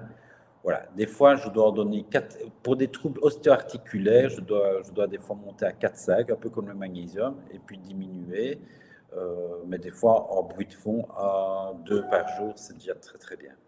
Les probiotiques, pour refaire notre flore, ça, voilà, c'est super important. Donc, si vous avez des patients qui ont des troubles digestifs, des alternances diarrhée-constipation, il faudra leur recommander des probiotiques. Vous en avez beaucoup sur le marché. Nutrilogique, c'est vraiment assorti, je ne sais pas si vous avez vu, mais beaucoup de compléments pour la flore intestinale. Et notamment, vous retrouvez chez Simplicure le Probiactive, qui est un probiotique avec 20 milliards de bactéries, qui peut aider le patient justement à rééquilibrer sa flore. Le thé, les tisanes, c'est un peu plus anecdotique, mais comme je vous ai dit que boire un coca pendant une infection n'était vraiment pas une bonne idée. Par contre, on a beaucoup d'études avec le thé, les tisanes qui sont plutôt intéressantes en cas d'infection. Vous pouvez faire une petite recette pour votre patient avec faire bouillir, vous voyez, du thym, de la cannelle, des clous de girofle. Voilà, ils devront s'hydrater pendant une infection, mais autant s'hydrater avec quelque chose qui ne va pas renforcer leur agresseur, hein. La propolis aussi, très intéressante, que vous connaissez certainement. Les champignons. Je vous remets un petit peu, vous voyez, toutes les choses que l'on connaît dans le soutien du système immunitaire. Je pense ne pas en avoir oublié beaucoup. Les champignons avec le maïtake, le shiitake, les extraits de pleurote. En fait, tout ça, en fait, ils extraient le bêta-glucan. Et le bêta-glucan, c'est un puissant immunomodulateur. J'utilise aussi beaucoup dans le cancer, vous voyez, pour éviter la chute des lignées blanches. Ben voilà, c'est intéressant. Et chez des patients qui sont souvent malades, ben, il faut voir un petit peu le bilan un peu lymphocytaire, mais vous pouvez aussi, si vous voyez que c'est trop bas, utiliser les champignons pour soutenir leur immunité et vous regardez les champignons et les extraits de bêta-glucans qu'ils ont dedans. Les huiles essentielles, je ne suis pas un spécialiste, mais je trouve intéressant quand même de vous les partager parce qu'il nous faut un peu une trousse de secours, si vous voulez, quand votre patient tombe malade, et donc d'avoir un peu des huiles essentielles, des champignons, de la vitamine C, euh, tous ces nutriments dont je viens de vous parler à disposition quand l'infection arrive. Donc, en résumé, tous les acteurs pour soutenir notre immunité, vous avez compris qu'on tombe malade d'abord parce qu'on est fatigué. Donc, on va essayer d'avoir un maximum d'énergie. Ne pas manquer de zinc, de vitamine D, contrôler l'inflammation, avoir un bon microbiote, éviter de manger trop de sucre et faire des exercices aérobies. Ça, c'est un petit résumé aussi que j'avais fait pour mes patients que vous pouvez retrouver sur mon site internet. Et voilà, je vous remercie pour votre attention. Si vous voulez en savoir plus, j'ai écrit avec Patricia Bourguignon, une immunologiste, un livre qui s'appelle Nutrithérapie et immunité. Vous retrouverez toutes les études dont je viens de vous parler, le système immunitaire, comment il fonctionne. Il est disponible dans nos cabinets, mais il est disponible aussi sur le site de Nutrilogique si vous voulez commander en ligne. Et j'ai écrit aussi d'autres livres, si ça vous intéresse, ils sont aussi disponibles en ligne dans nos cabinets. Et si vous n'avez rien compris et que vous êtes complètement perdu et que vous vous dites « Oh là là là là, ça va un peu trop vite, ça va un peu trop loin », mais par contre, je trouve ça passionnant et très intéressant, je suis l'heureux directeur d'une école qui est le CFNA. On fait ça à Namur, dans les locaux de l'Université de Namur, et on a une formation de 2 ans en 12 week-ends. Donc 12 modules. Vous verrez, tout le programme est sur le site internet et c'est aussi disponible en e-learning. Voilà, donc n'hésitez pas à nous contacter si vous avez des questions. Très clair pour toutes ces infos. On avait des questions justement concernant votre livre, donc c'est pas mal d'avoir rappelé. Éventuellement, vous pouvez remettre le nom dans le chat comme ça. Tout le monde là ici à l'écrit aussi. Alors, je vais partager mon écran maintenant. Hop.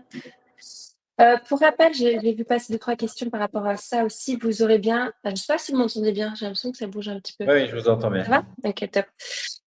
Vous aurez accès aux slides dans l'après-midi. Donc, pas de stress si vous voulez revenir sur toutes les informations qu'on nous a partagées.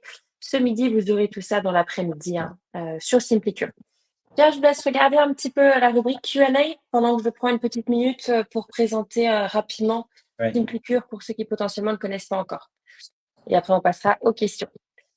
Alors, pour ceux qui ne connaissent pas encore l'outil Simplicure, c'est une plateforme qui vous permet de recommander les compléments alimentaires de tous vos laboratoires favoris à un seul et même endroit, en fait, et de n'envoyer qu'une seule et unique recommandation à votre patient avec tous les produits des différents labos. Donc, un seul lien, une seule commande pour le patient et un seul colis qui arrive directement à la maison.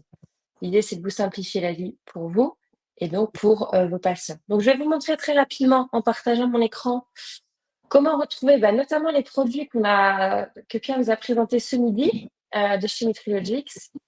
Donc, ici, sur votre page d'accueil, rapidement, c'est là, au niveau des formations et des webinaires, que vous allez retrouver le replay ainsi que la présentation en PDF. Donc, vous aurez ça normalement dans l'après-midi ou plus tard demain.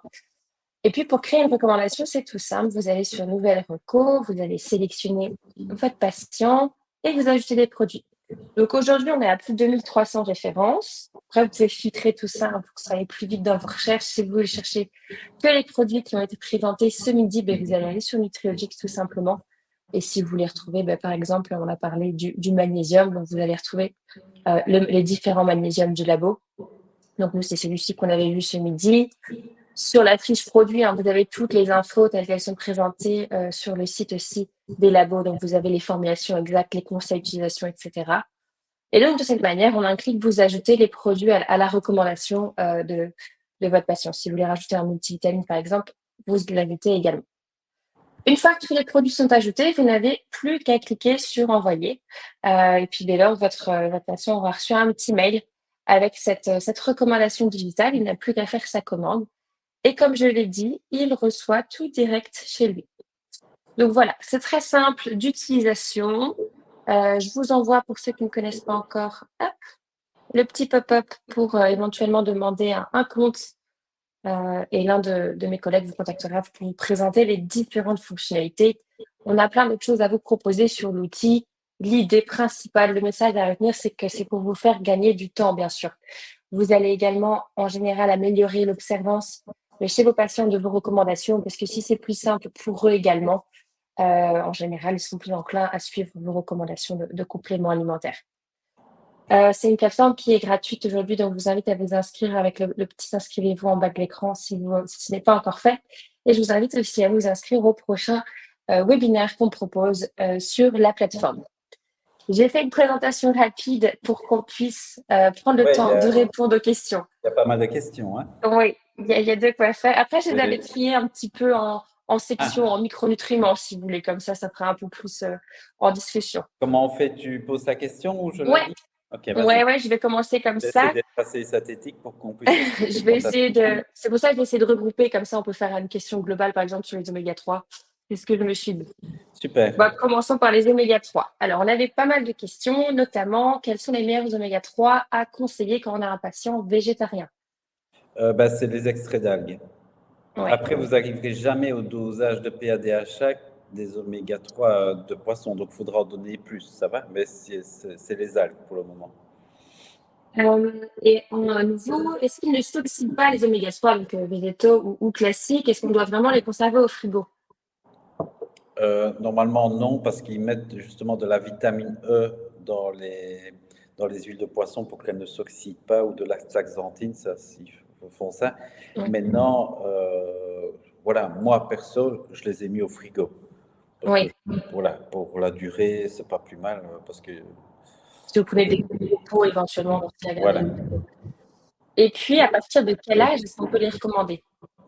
J'ai envie de dire dès le départ, parce qu'en fait, si vous voulez, les oméga 3, l'acide alpha-linolique, ça, il n'y a pas besoin, mais le PADHA, si vous voulez, vous savez, il y a des enzymes pour pouvoir les transformer, les cascader, et les petits-enfants, si je ne me trompe, jusqu'à l'âge de 3 ans, ont moins de capacité à cascader cet acide alpha-linolique.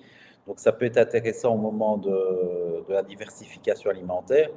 Ça ne sert à rien d'en donner pendant l'allaitement. Moi, j'en donne à la maman, comme ça, il y en a dans le lait.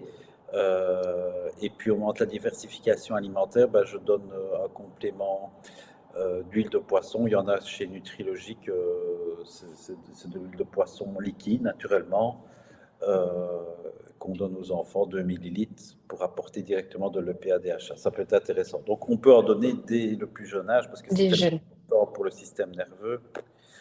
Ouais. Développement.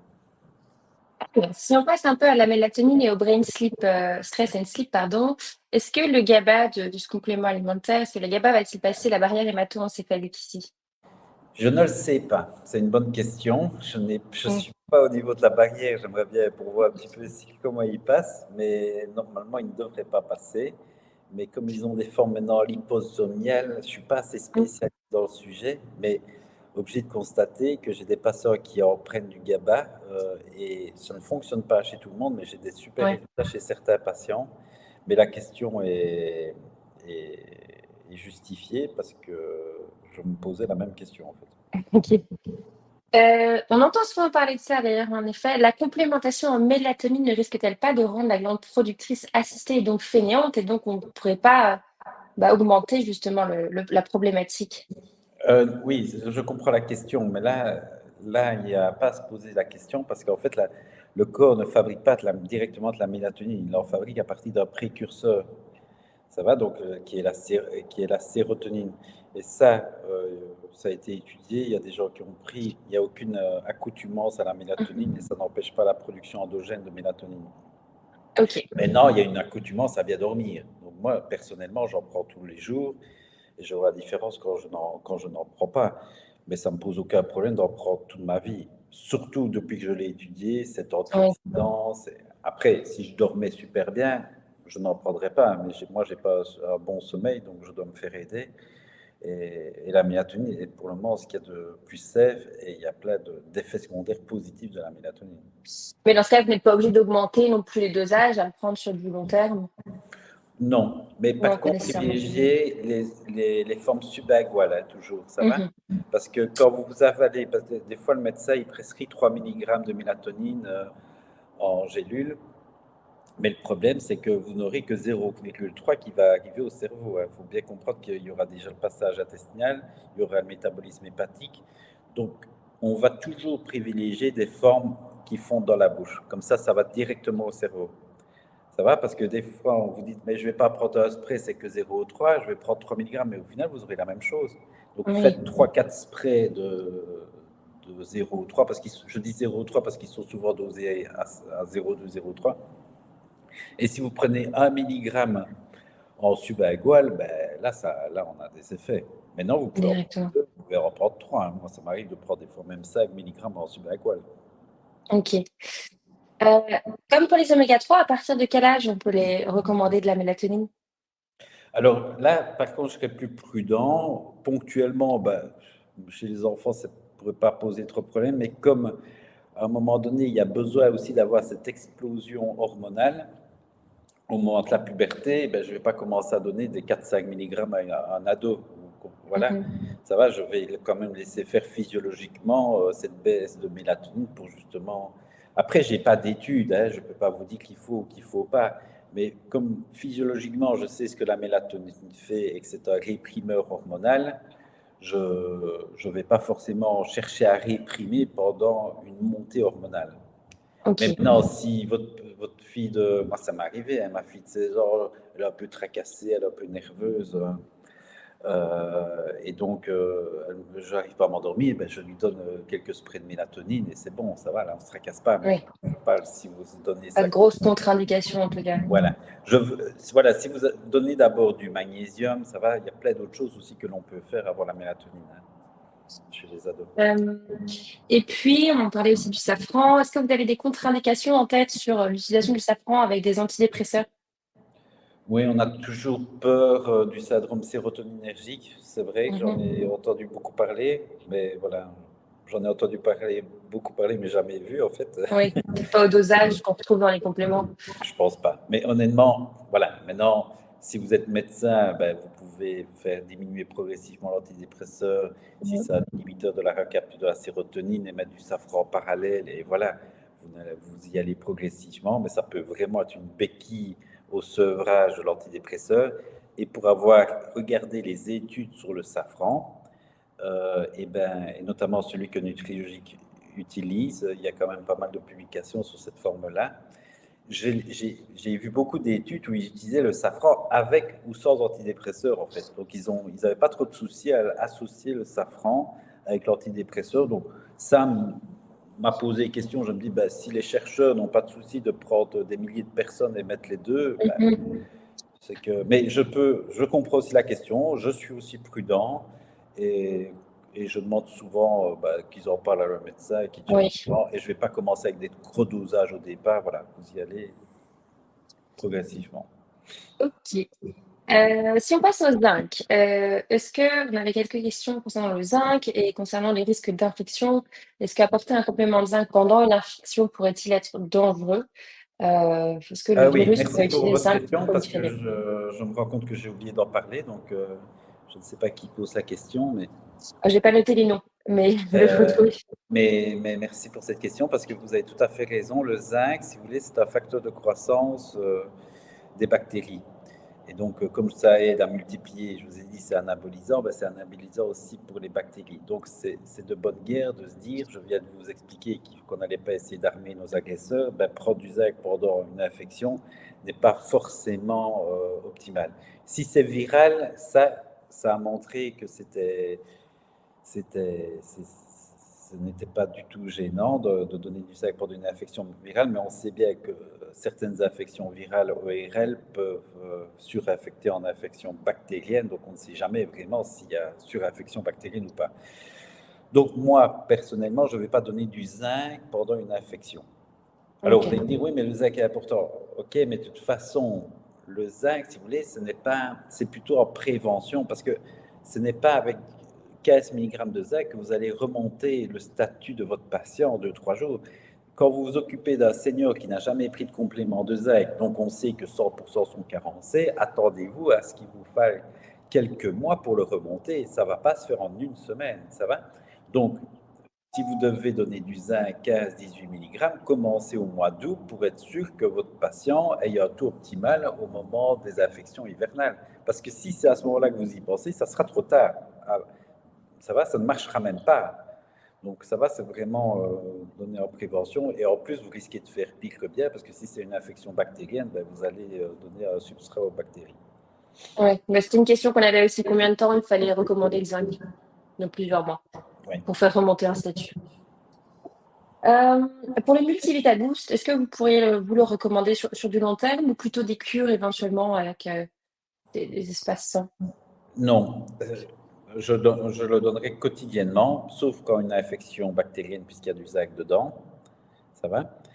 Mais vous pourrez. Si vous voulez, c'est des compléments alimentaires qui sont utilisés pour combler les faiblesses de l'alimentation. On n'est pas dans des supradoses, ça va? Donc, vous n'avez aucune crainte à avoir de prendre ça quotidiennement. C'est un peu. Moi, je prends ça tous les jours. J'en donne aussi à mes enfants.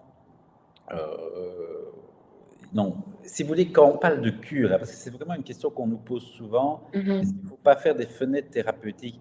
Ben, oui et non. Par exemple, le magnésium, si vous avez des moments où vous savez que vous êtes plus stressé, que vous êtes cool, peinard, ben, c'est clair que vous n'allez pas beaucoup utiliser le magnésium. Donc, quand vous êtes en vacances, n'en prenez pas. Mais si vous êtes au quotidien très sollicité, comme je le suis moi, je suis obligé d'en prendre toute l'année, si vous voulez, ça va? Donc, voilà, c'est fonction un petit peu de vos besoins.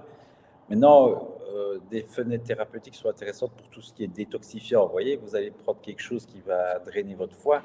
On sait qu'on est supplémenté tous les jours en toxique, mais bon, il n'empêche qu'on ne va pas supplémenter tout le temps et faire une détox du 1er janvier au 31 décembre. Là, on va faire une cure. Ça saute.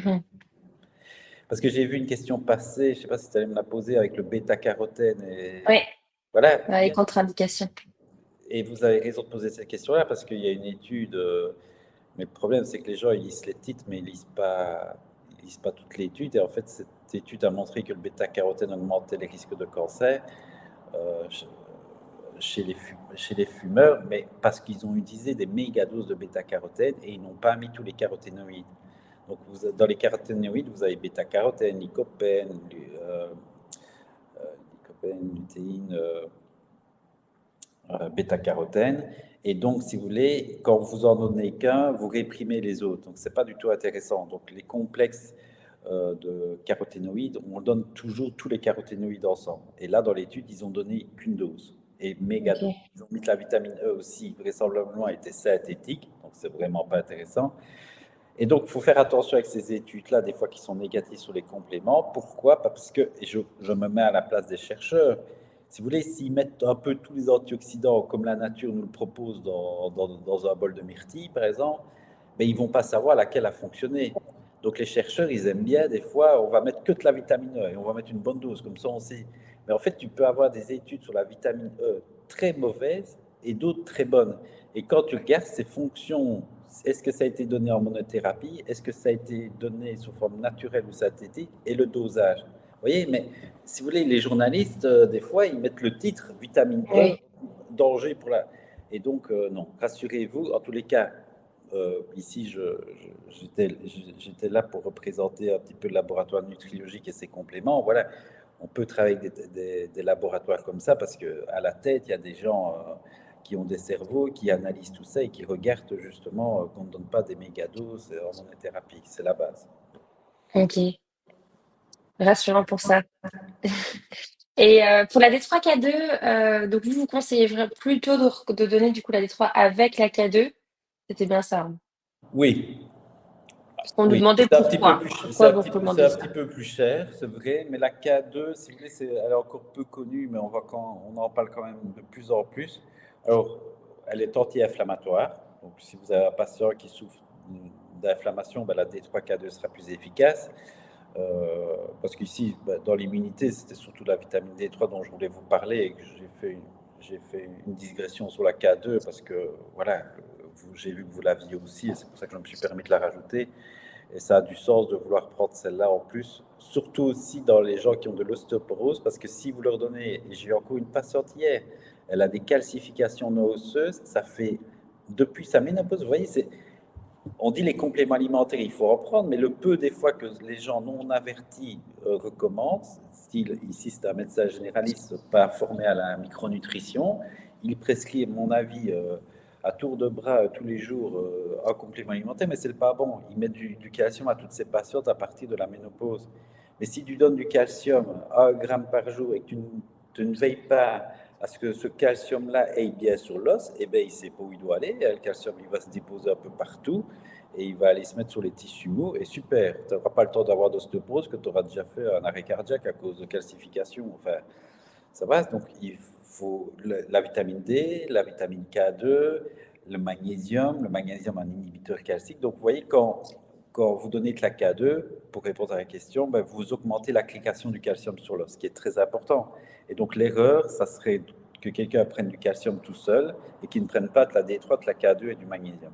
Et pour rappel, l'activité physique qui est essentielle dans l'ostéoporose. Ok.